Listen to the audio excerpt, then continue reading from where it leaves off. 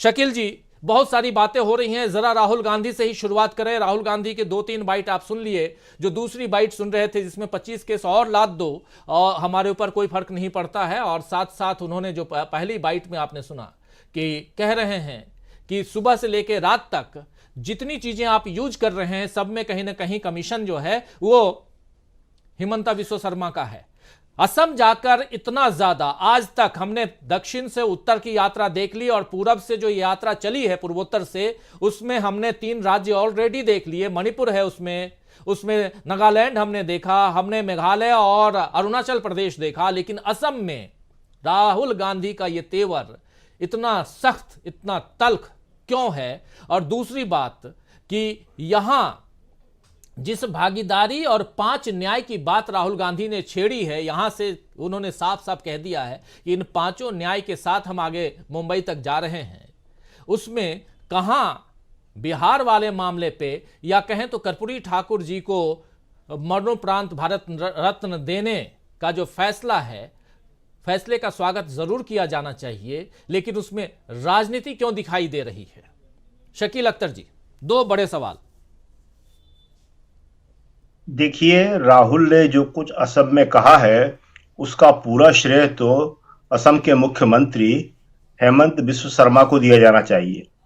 हेमंत बिस्वा शर्मा ने जिस तरह एक एक कदम पे रास्ता रोकने की कोशिश करी, जिस भाषा का इस्तेमाल किया, जिस तरह से उन्होंने अपने अधिकारों का दुरुपयोग किया, उसके बाद राहुल का जवाब देना बनता ही था।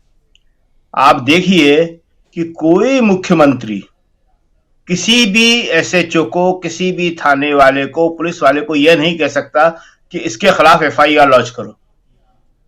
यहां पे असम के मुख्यमंत्री डीजीपी से कह रहे हैं कि एफआईआर लॉन्च करो। यह काम पुलिस का होता है, लोकल लेवल पे होता है कि वो देखती है कि क्या मामला है, मामला बनता है या नहीं बनता, उसके बाद वहां पे एफआईआर लॉन्च होती है या नहीं होती है। मुख्यमंत्री जो है वो कहते हैं, आज से करीब 6 दिन पहले उन्होंने कह दिया था कि मैं राहुल को गिरफ्तार करूंगा। अभी नहीं, 2-3 महीने बाद। अभी जो उन्होंने एफआईआर लॉन्च की उसका मतलब भी यही है कि उन्होंने गिरफ्तारी के ऑप्शन खुले रखे हैं, मगर अभी नहीं, जब चुनाव हो जाए तो उसके बाद। तो हेमंत बिस्वा शर्मा जो है अपनी बहुत ही व्यक्तिगत किस्म की जो रंजिश, जिसे खुन्नस कहते हैं, वो राहुल से निकाल रहे हैं, और ये राजनीति में एक बिल्कुल नई चीज है। राहुल ने उस लेवल पे उनका जवाब नहीं दिया है। राहुल केवल अपनी बात कह रहे हैं कि मैं किसी से नहीं डरता, मेरे ऊपर पहले भी इतने केस बीजेपी सरकार ने लादे हैं, एक और बना देंगे, मुझे इससे फर्क नहीं पड़ता है। मेरा जो काम है जनता के लिए आवाज उठाना, मैं उसको लगातार उठाता रहूंगा। दूसरी बात, देखिए, जहां तक कर्पूरी ठाकुर का सवाल है, तो ये मोदी जी ने अति पिछड़ों को बिहार में और शेष भारत में साधने के लिए कवायद की है। अति पिछड़े के आज तक के सबसे बड़े नेता कर्पूरी ठाकुर हुए हैं, और इसके पीछे उनका एक और उद्देश्य भी है। वो उद्देश्य है कि यादवों को, और यादवों से मतलब है मुलायम सिंह यादव तो अब नहीं रहे, अखिलेश यादव और लालू यादव को किनारे करना। बिहार की जातिगत जनगणना या सर्वे जो भी उसको कहें वो पूरा हो चुका है, और वहां 36% सबसे बड़ा जो जाति समूह उभरा है वो अति पिछड़ा है, और कर्पूरी ठाकुर उसी अति पिछड़े वर्ग से आते हैं। इसके अलावा पिछड़े वर्ग में जो सबसे ज्यादा बड़ा जाति समूह है वो यादवों का है, करीब 14%। तो अब एक नई राजनीति शुरू कर दी गई है जब से राहुल ने यह मांग की है कि पूरे देश में जातिगत जनगणना होना चाहिए, और जिसकी जितनी आबादी है उसको उतना हक मिलना चाहिए। तो इन्होंने क्या किया है कि अब जो है पिछड़ों के खिलाफ अति पिछड़ों का उपयोग करने की एक नई राजनीति बनाई है। इनके पास बड़े नेता ना तो पिछड़ों में है ना अति पिछड़ों में है। कर्पूरी ठाकुर को भी वो जो ढूंढ के लाए हैं, तो कर्पूरी ठाकुर भी कोई बीजेपी के नेता कभी नहीं रहे, समाजवादी नेता रहे हैं, लेकिन उसका उपयोग अब वो लालू यादव के खिलाफ करने की कोशिश करेंगे। तीसरी बात, जो ममता बनर्जी ने कहा है, देखिए आपने सुनाया, हम लोग वहीं थे बेंगलोर में, और ममता बनर्जी ने बड़े साफ कहा आवर फेवरेट राहुल, और उसके बाद जो दिल्ली में मीटिंग हुई थी, उसमें उन्होंने ये कहा था कि मैं प्रधानमंत्री के लिए खड़गे जी का नाम प्रस्तावित करती हूं, मैं चाहती हूं कि प्रधानमंत्री के उम्मीदवार वो बने। देखिए है क्या कि ये जब तक कि सीटों की शेयरिंग का फाइनल पिक्चर सामने नहीं आ जाएगा, ये सब चलता रहेगा। ये एक दूसरे को दबाने की, एक दूसरे से ज्यादा सीट लेने की स्ट्रेटेजी होती है। कांग्रेस को ममता बनर्जी ज्यादा सीटें वहां देना नहीं चाहती, कोई भी देना नहीं चाहता, और जाहिर है कि कांग्रेस चाहती है कि ज्यादा सीटें मिले। तो इसके लिए ममता बनर्जी ये कह रही हैं। और जहां तक बुलाने का सवाल है, तो कांग्रेस ने कहा है कि हमने एक चिट्ठी लिखी थी ममता बनर्जी को, राहुल ने भी लिखी थी और खड़गे जी ने भी लिखी थी। ममता बनर्जी ये कहना है कि मुझसे एक बार ये कहते कि दीदी हम आ रहे हैं, तो वो भी शायद राहुल कह देंगे या खड़गे जी कह देंगे कि हम आ रहे हैं वहां पे, और वहां पे आपके साथ चलना है और आपको हमारे साथ चलना है। तो वो सारी बातें हो जाएंगी, क्योंकि दिल्ली में समझौता करीब करीब हो चुका है आपके साथ। पंजाब में या तो समझौता हो जाएगा या फ्रेंडली फाइट होगी, उसमें कहीं कोई बात नहीं है। अरविंद केजरीवाल आए थे, बड़े साफ साफ शब्दों में बता गए हैं। कांग्रेस की उनसे दूसरे चैनलों से भी बात हो रही है। यूपी में वहां पे भी समझौता हो जाएगा। वहां पे भी जो थोड़ा सा विवाद है उस बात पे है कि सीटें कांग्रेस को ज्यादा चाहिए या अच्छी सीटें चाहिए। तो कांग्रेस चाहती है कि उसे अच्छी सीटें मिले, और जाहिर है कि समाजवादी पार्टी चाहती है कि ऐसी सीटें वो कांग्रेस को दे दे, चाहे संख्या में 2-4 ज्यादा हो वो, जहां से वो कभी जीत नहीं पाती है। तो ये सब तो चलता रहेगा, इसमें कुछ नहीं है। बिहार जो सबसे अच्छा माना जाता है, वहां पे भी थोड़ी बहुत बातचीत होगी, तमिलनाडु में भी होगी, बातचीत सब जगह होगी। लेकिन अभी तक जो सच्चाई है, जो कांग्रेस के नेता बता रहे हैं, दूसरी पार्टियों के नेता बता रहे हैं, करीब करीब 90-95% सीटों पे करीब करीब बातें कंप्लीट हो चुकी हैं। और अगले महीने तक यानी कि फरवरी में इसके बारे में पिक्चर बिल्कुल एकदम क्लियर होकर सामने आ जाएगी। तो इसको लेके गोदी मीडिया जितनी कोशिश कर ले, सब बड़े सीजन्ड नेता हैं, वो गोदी मीडिया के चक्कर में नहीं आएंगे और बहुत सोच समझ के अपनी बात कहेंगे। हाँ, लेकिन ये बात सही है कि सीटें ज्यादा लेना हर पार्टी चाहती है और वो कोशिश करेगी कि उसे ज्यादा सीटें मिले, बिल्कुल, और ये भी चलता रहेगा। लेकिन इसको लेके कोई ये कहे कि इंडिया गठबंधन टूट जाएगा या इंडिया गठबंधन का शेप नहीं बनेगा, तो वो बहुत बड़ी गलतफहमी में है। इंडिया गठबंधन चुनाव लड़ेगा, इंडिया के नाम से चुनाव लड़ेगा। और जो सबसे बड़ी बात है कि अभी जब जा रहे हैं वहां पे राहुल बंगाल में, पश्चिम बंगाल जा रहे हैं, तो वहां पे सब साथ मिलकर चलेंगे। बिहार का प्रोग्राम ऑलरेडी आ चुका है, पूर्णिया में वहां एक बहुत बड़ी रैली होने वाली है, जिसमें लालू जी, नीतीश कुमार, सारी दूसरी पार्टियां शामिल होंगी। 2 दिन का रेस्ट रखा गया है, 25 और 26, ये 2 दिन का रेस्ट है। यात्रा में पहली बार ये रेस्ट दिया गया है, जब से यात्रा चली है कोई रेस्ट नहीं हुआ, तो ये रेस्ट का दिन होगा और उसके बाद यात्रा जो है बंगाल में शुरू होगी। तो इसलिए गोदी मीडिया का खुश होना कुछ समय के लिए है, वो खुश हो सकती है, लेकिन सच्चाई यह है कि सीटों का बहुत बड़ा काम जो करीब करीब पूरा हो चुका है।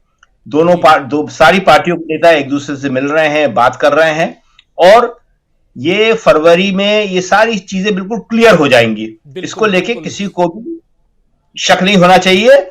और अभी पश्चिम बंगाल में राहुल जाएंगे तो आप वहां देखेंगे कि माहौल बदला हुआ होगा, ममता जी की भी नाराजगी दूर हो जाएगी और साफ। देखिए, हमारा मानना यह है कि मोदी जी जो हैं एक्स्ट्रा माइल्स चल रहे हैं। उनके पास सबसे बड़ा मुद्दा जो है वो धर्म का ही रहेगा।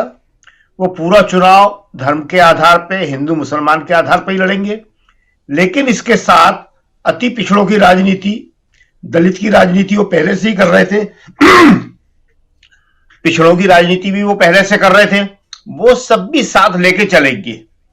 वो किसी एक मुद्दे पर अकेले डिपेंड नहीं रहेंगे। हालांकि जो बात है, उनके साथ जो सबसे बड़ा प्लस पॉइंट है वो है उनका बना हुआ माहौल। और आज कांग्रेस को और इंडिया गठबंधन को उसी माहौल को तोड़ना है। देखिए, ये चुनाव जो है माहौल वर्सेस माहौल होने वाला है, नैरेटिव के खिलाफ नैरेटिव होने वाला है। मोदी का एक नैरेटिव है, अगर कांग्रेस और इंडिया गठबंधन उसको तोड़ने में सफल हो पाई, उस पर एक बड़ा डेंट कर दिया, तो ये चुनाव बहुत दिलचस्प हो जाएगा। और वो डेट किस तरह होगा? देखिए, उसमें दो ही बातें हैं। एक पहली बात जो है वो है एक होकर लड़ना, उसका माहौल बनाना। क्यों? क्योंकि जनता ये देख रही है कि अगर ये लोग एक होकर लड़ते हैं तो उसे फिर लगेगा कि हमारा डर भी खत्म हो सकता है, हम भी अपने डर को निकाल सकते हैं और हम भी मोदी जी के खिलाफ खड़े हो सकते हैं।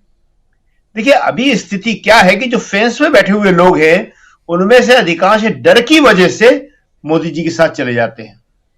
कांग्रेस को उसी डर को तोड़ना है और राहुल इस बात को समझते हैं, इसीलिए उन्होंने दूसरी यात्रा निकाली है और वो डर के खिलाफ लगातार बोल रहे हैं। तो पहली बात, एक होकर चुनाव लड़ना, एकजुट होकर चुनाव लड़ना और वो नैरेटिव बनाना।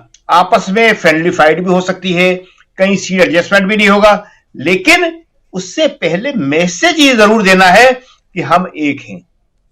और जो दूसरी बात, वही बहुत खास है कि धर्म की राजनीति के खिलाफ वास्तविक मुद्दों को पेश करना। और वो वास्तविक मुद्दे क्या हैं? आज भी रोजी रोटी की समस्या सबसे बड़ी समस्या है, जो पिछले 10 साल में बेहद बढ़ गई है। 5 किलो अनाज फ्री में देना कोई भी समाधान नहीं है और ये जनता भी समझती है।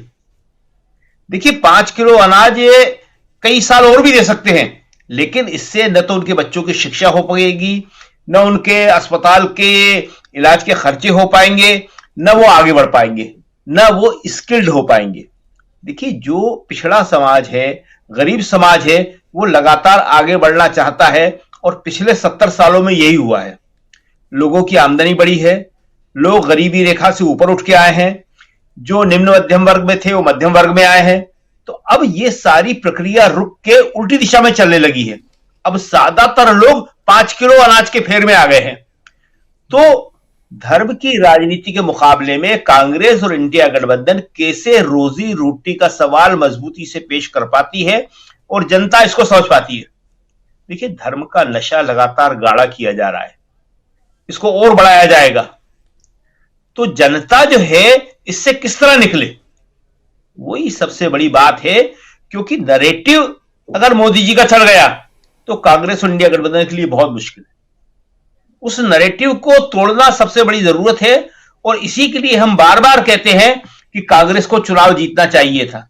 ये जो 3 राज्यों के चुनाव कांग्रेस हारी है, मध्य प्रदेश, राजस्थान और छत्तीसगढ़, इससे पहले पंजाब हारी, इससे पहले उत्तराखंड हारी, ये चुनाव ऐसे थे, गुजरात हारी। तो ये चुनाव जो है इस तरह से हारने लायक नहीं थे जिस तरह कांग्रेस ने हार दिया इनको। तो कांग्रेस को इस बात को समझना पड़ेगा। खैर, अब तो चुनाव है नहीं है कोई भी राज्यों के, अब तो सीधा लोकसभा ही है। तो इसमें इन 2 बातों का ध्यान रखना पड़ेगा। एकजुटता के खातिर जो भी करना पड़े वो करना पड़ेगा। देखिए, जो फोन करने की बात है, ममता बनर्जी को फोन पे बात करना चाहिए थी, ये बात बिल्कुल सही है। इस तरह का ओपन इन्विटेशन देना कि आप भी आ सकते हैं, सबका स्वागत है, निश्चित ही रूप से ये कोई बहुत अच्छा तरीका नहीं है। लेकिन चलिए, खैर, अब वो बात खत्म हो गई है। इसको अब राहुल और खड़गे जी समझ जाएंगे और अगली बार अच्छी तरीके से सबको बुलाएंगे, सम्मान के साथ बुलाना चाहिए। और फोन करना एक सबसे अच्छा तरीका होता है। वो चिट्ठियों का जो जिक्र है, जो 13 तारीख को लिखी थी, वो हो सकता है कहीं डिस्पैच में पड़ी हुई हो जी। ये चिट्ठी लिखना या प्रेस कॉन्फ्रेंस से इनवाइट करना कोई बहुत अच्छा तरीका नहीं माना जा सकता।